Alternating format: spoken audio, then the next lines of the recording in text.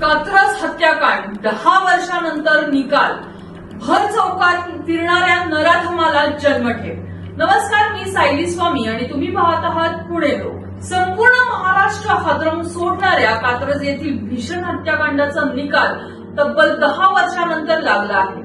चारित्र्याच्या संशयावरून स्वतःच्या पत्नीची निगृढ हत्या करून तिचं शीर हातात घेऊन भर चौकात फिरणाऱ्या रामचंद्र रोहू चव्हाण वय वर्ष 63 याला पुणे सत्र न्यायालयाने जन्मठेप आणि 7,000 रुपये दंडाची शिक्षा सुनावली आहे। अतिरिक्त सत्र न्यायाधीश सुमित जोशी यांनी हा महत्वपूर्ण निकाल दिला। नेमकी घटना काय होती तर 9 ऑक्टोबर 2015 रोजी पुण्याच्या कात्रज परिसरात ही थरकाप उडणारी घटना घडली। मूळचा कर्नाटकचा असलेला आणि कात्रज मधील सुखसागर नगर येथे राहणारा रामचंद्र चव्हाण याला आपली पत्नी सोनाबाई चव्हाण वय वर्ष 55 हिच्या चारित्र्यावर संशय होता।